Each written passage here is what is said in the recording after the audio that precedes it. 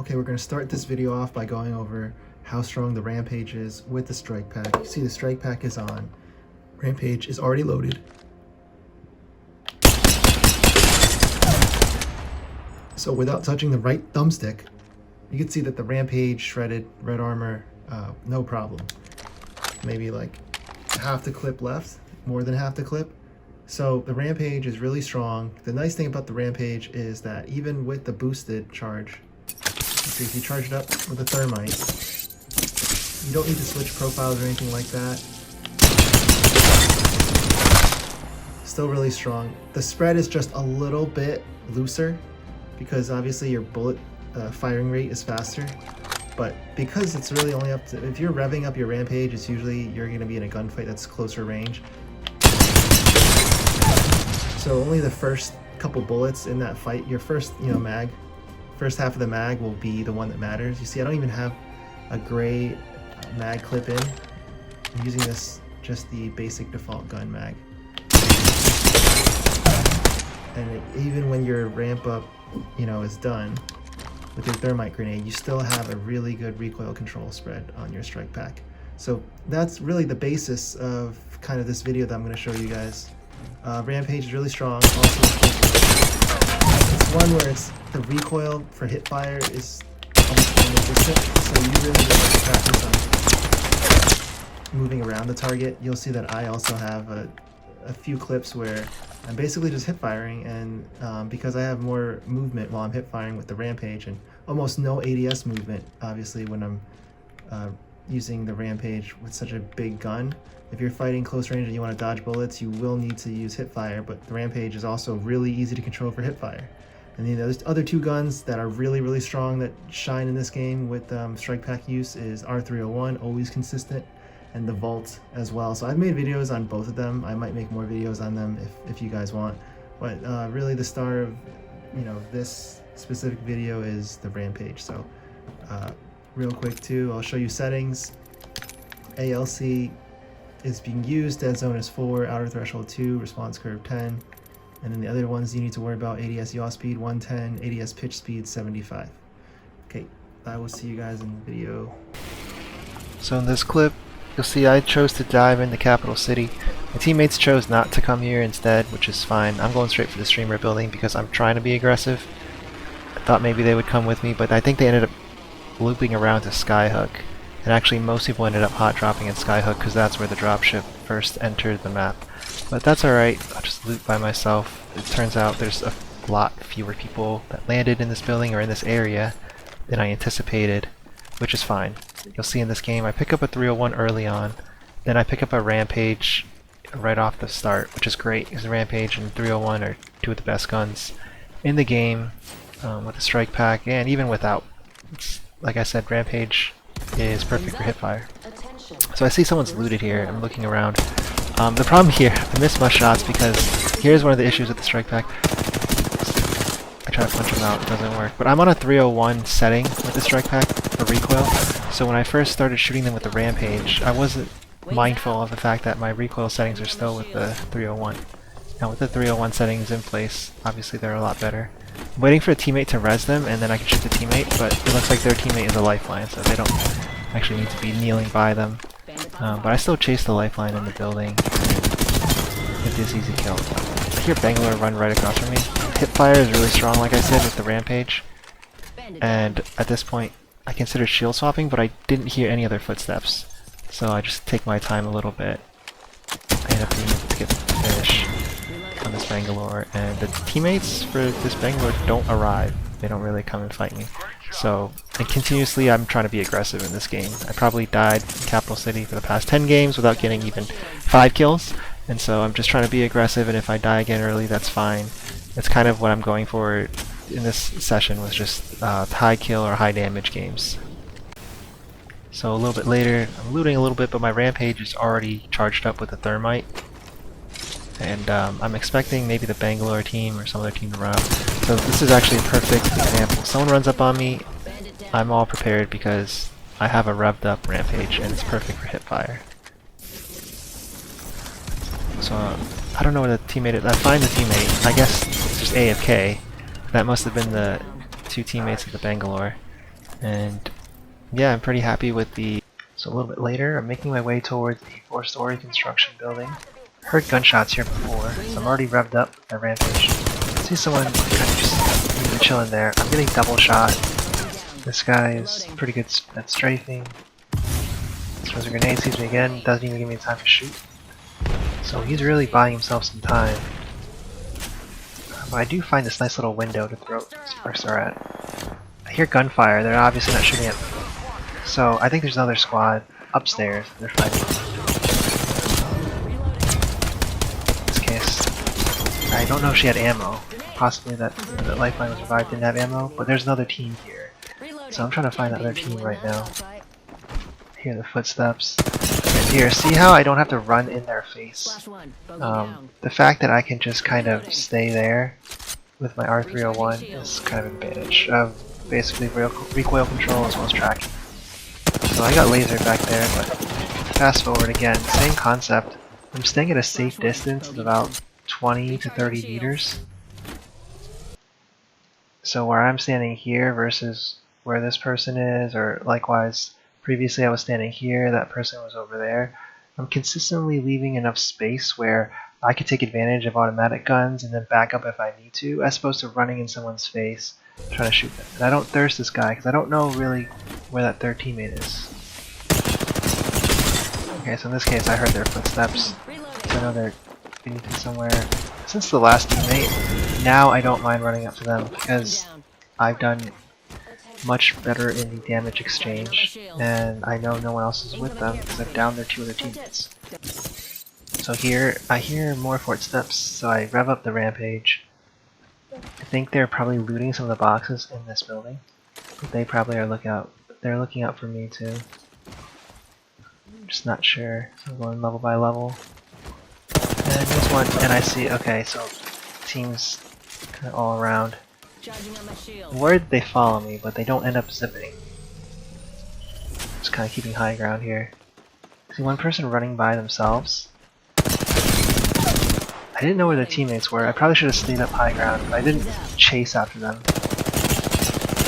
In this case, this person stuck me. I just had pretty good reaction time there, and fortunately I had high health, so I did not have to worry about dying to that arc star.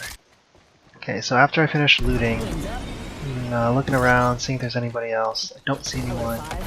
So I'm just going to take off, go to the next point of interest.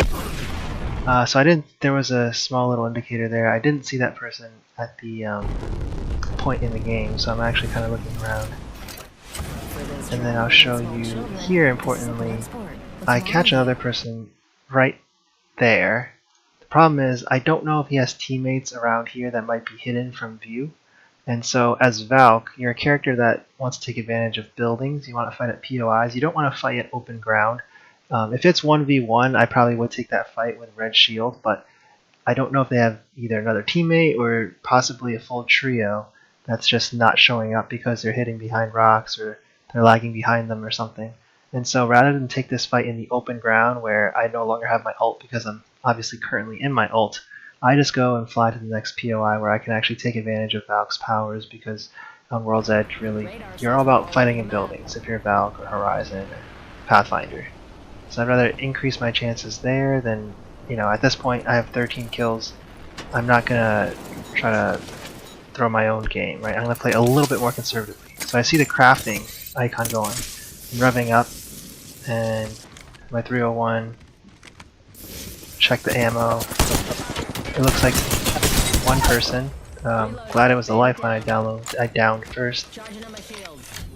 Not sure how many other teammates are there, so I'm just playing conservatively again. Now I know it's a bloodhound. Don't want to get the res though. So, didn't really hit my shots there. In this case, I'm lucky that. So, in both cases, number one, I was able to hit my R301 hipfire shots as I was sliding into hipfire. Usually very useful. I knew I had red shield, so I had the advantage. I didn't think it was a different. I was hoping it was the Bloodhound though, but it was a different Pathfinder. I was able to get the most out of that exchange, and then the Bloodhound I think was still mid heal, so I was able to actually, again, this is about 20 meters, 25 meters. So I'm winning these exchanges pretty easily. I already have red shield and a rampage that was revved up. So I'll mostly have the advantage in those situations. Confirm splash on whole squad.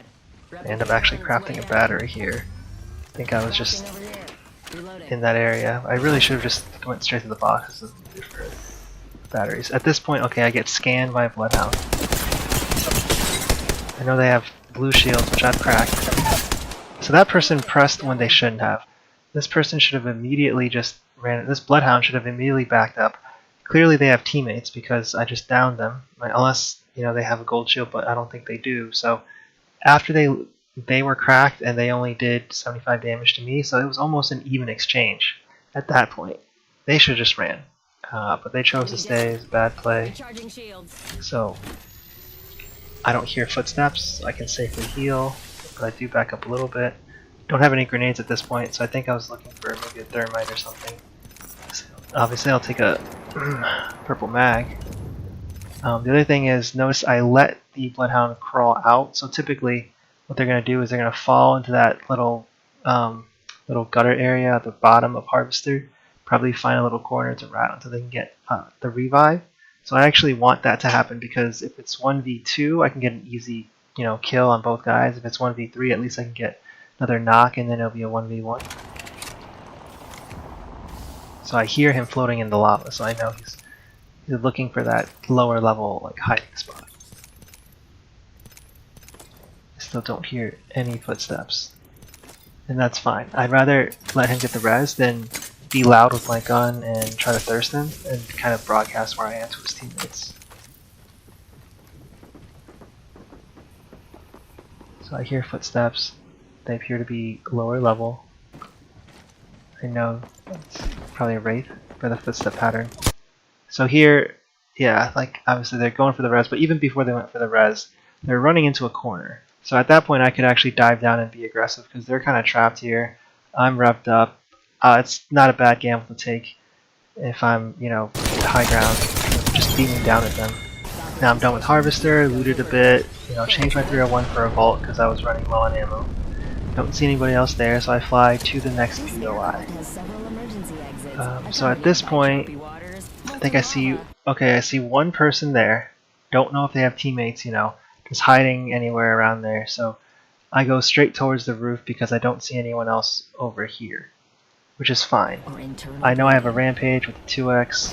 I'm happy to exchange gunfire. This person I think probably notices me, but they just kind of start running wide in the open.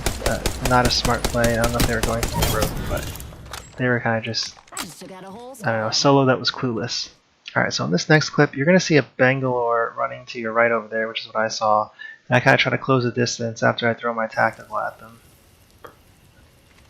So see them running in there. I hit blue.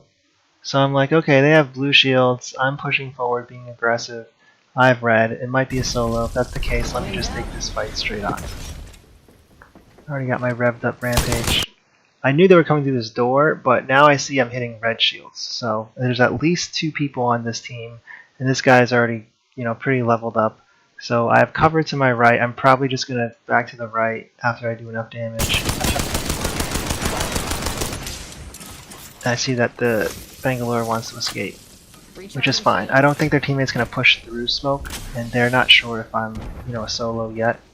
So most likely they're probably gonna go back down. That's what I'm doing here. I'm seeing if they retreated back down, they're running, I can beam them in the open, or try to come up over here, I can beam them. They don't, they kind of just pause and stay in that area, and I don't have angles. And the longer I stay like this, and without gunfire pressed on them, the more likely they think I'm a solo. So I'm looking around for other angles, potentially. I see someone else here with blue shield. Given that, you know, if it is their teammate, I'm getting sandwiched. If it's not their teammate and a whole different team, I'm still getting sandwiched. So I kind of have to get myself out of the middle. If I push, you know, this way, I'm pushing to someone with blue shields, whereas if I push the other way, I know someone has red shields, potentially someone else with blue shields. So my instinct is just to fight and then push forward. But it looks like there's a second guy there. So now I'm thinking there's probably, you know, there's at least a duo, if not a trio, in this building. But given its pubs, it might just be a duo. and then probably a trio that I ramp up. So here, I have my vault. I don't know if you guys noticed, but I switched my R301 for a vault and harvester because I was running out of light bullets, and I'm shooting a lifeline. I'm actually not touching the right stick here once I already have them in my sight. I'm just strafing back and forth using the left stick. That's really what's helping me aim here. Once I get them in my vertical ADS, I'm just strafing back and forth, Replicator which is on really the way. useful. But I actually didn't down this person. You can see someone else ended up shooting across the way to down this person after I did most of the damage. But that's okay, so now I know they're a pretty solid team, and there's actually someone else that's going to run up the steps, and I beam them with the vault. So I did 120, which means that this person was probably low on health, and then just healed shields. And vault again, perfect scenario. I want to be up in the top of the stairs. They're running up the stairs here, so this is probably more like a 15-meter scenario, but that's okay. Like, I don't want to be in people's faces. I want to fight, and if they want to run to me while I'm already in a standstill position, with an easier chance of ADS, and I have higher shields, and they have, no health, happy to take that fight. So luckily it was a duo. Got my 20 bomb there at this point. At this point in the video, I'm going to stop it because I don't really have much else going on for me after this exchange. The Bangalore team ended up being a 3-man, and they just ended up killing me. Ultimately, they figured out I was a solo. They did not play, over aggressively. They kind of held hands. So that's the challenge when you're playing alone, is you're not going to be able to beat a team who chooses to play conservative but also has a beam on them. But that basically is the end of the video. In summary, again, the Rampage is really strong. The Vault also very strong, and R301 very strong. You have to basically maintain that 25 or 20-meter distance in all of your fights. Don't push up in people's faces, because if you do, unless it's that third teammate that you won a damage exchange and you're ready to just finish the fight, you're going to be in trouble. You're going to put yourself in a situation where you're standing next to a down teammate, but then their partners might be shooting at you, and you never want to be in that situation. The other thing I'll mention is I got pretty lucky this game. Did not really get third-partied. Normally you will get third-party when you hear gunshots. Most of my fights were pretty short, but I stayed in construction building for a bit, so I did get other people running up on me, but not mid-fight. So yeah, that's pretty much it. I hope you guys enjoyed the video. If you did and you found it helpful, give it a like, go and subscribe. That would really be appreciated, and thanks for watching.